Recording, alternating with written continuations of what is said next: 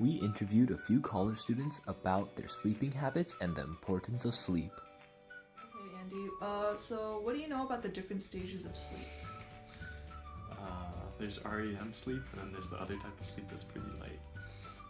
One of those is good for you. It's like a 3-hour cycle or something like that. So what do you guys know about the different stages of sleep? 4 of them, right? Can you list them? There's REM and non-REM. Yep. 你对睡眠了解什么？不太了解。你们对睡眠了解什么？刚开始睡的时候是浅浅的，然后就换到 rapid eye movement。哦对，就比较深，感觉起床。做梦是那时候吗？做梦好像是。你有时候会记得梦，有时候不会记得。So there's two main stages of sleep, which is non-REM and REM sleep, which is what you listed. And you were right on the 4 stages. Non-REM is broken up into those 4 stages, where it's numbered 1 through 4, and 1 is the lightest stage of sleep. It's basically when you're falling asleep, and then 4 is the deepest stage of sleep.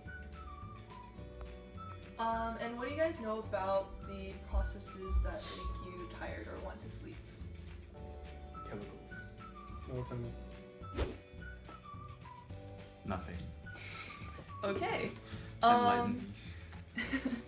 So there's 2 main processes, the first being the circadian rhythm, which is a approximately 24-hour biological rhythm, and the second process that helps regulate your sleep is called sleep pressure, which builds up throughout the day. Sleep pressure? Yes, sleep pressure. And it's actually buildup of adenosine in your brain. And when you sleep, it helps clear out the adenosine from your brain, which is why you feel less tired. And the moment when you feel most tired and when you generally fall asleep is when, in this graph, the 2 points are furthest away. And here in the graph, circadian rhythm is represented by your alertness, and your sleep pressure is like the buildup of adenosine. So what happens if you don't go to sleep at that point? Does it just It keep just going apart? continues rising. 然后你一个晚上基本上会睡多少？ 7个小时。然后周末是一样吗？更少，6个小时。更少啊 ，OK。你觉得你应该是需要睡多少？应该8个小时。OK。然后你们一个晚上大概睡多少？我2点睡，通常2点睡，然后睡到早上8点或11点。所以8点或11点，6个小时或者9个。我最近都5-6个小时。哇，周末还是5-6个小时吗？还是？周末就7-8个。我比较久他很爱睡。10几个，10或11。你觉得你需要睡多少？我好像我们这个年纪要8个小时，然后更老就7个，更老比较少。变成人之后是7个，7到8。Probably on weekdays I'll get like 6 or 7 hours, and on weekends maybe 8. Okay.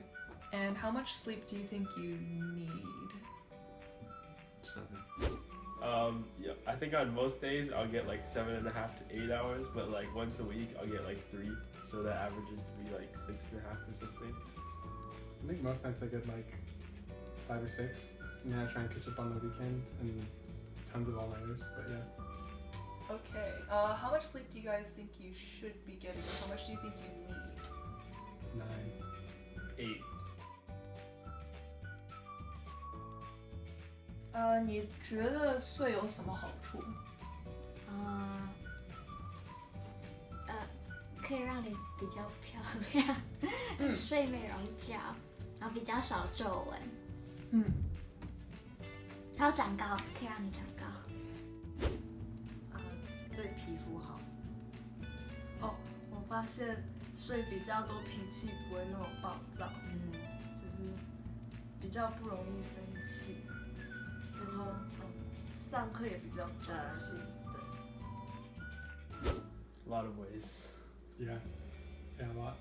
It's helps everything, doesn't it? Yeah, it helps mental performance, physical performance, mood, the way you look. You don't feel shitty.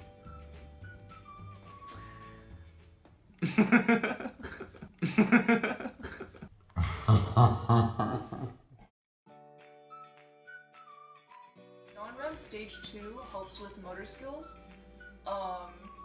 and a lot of athletes also sleep a lot, which helps with their performance.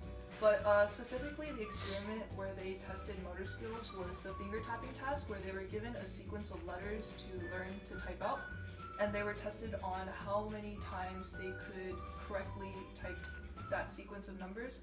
And with non-REM sleep, specifically stage 2, they had a 20% increase in speed and 35% increase in accuracy.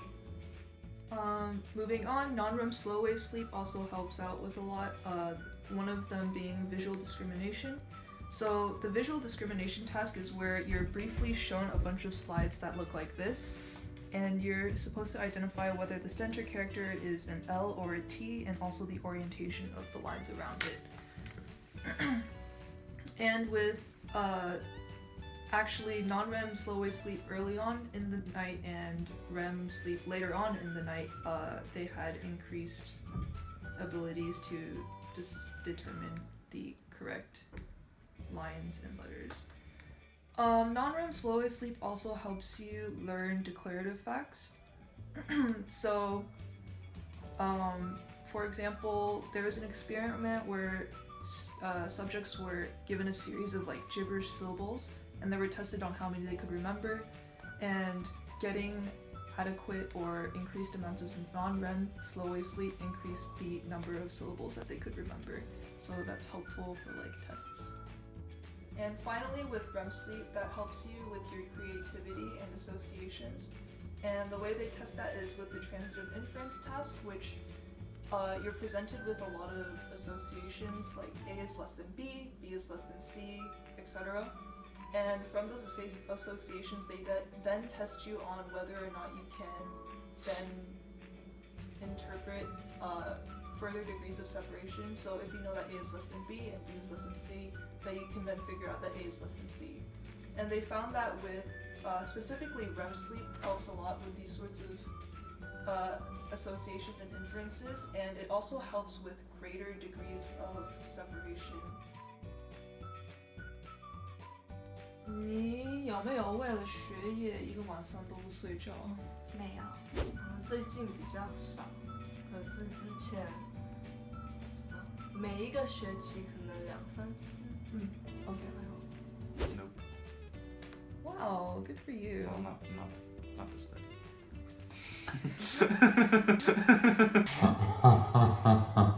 Not really. Yes. Once or twice a week. 你觉得不睡觉有什么坏处吗？会有黑眼圈。Feel like crap. It's definitely, yeah, tired, not healthy. You feel shitty, and you have a higher chance of dying in a horrible car accident if you fall asleep while driving. So sleep deprivation, it makes you feel more irritable, there's cognitive impairment, you'll have memory lapses or just memory loss. 那你现在觉得你的睡眠是多重要？非常重要。你们现在觉得你的睡眠是更重要吗？哦，完全。对。Yes. Of course. I always try and get more sleep. It's just other stuff gets in the way.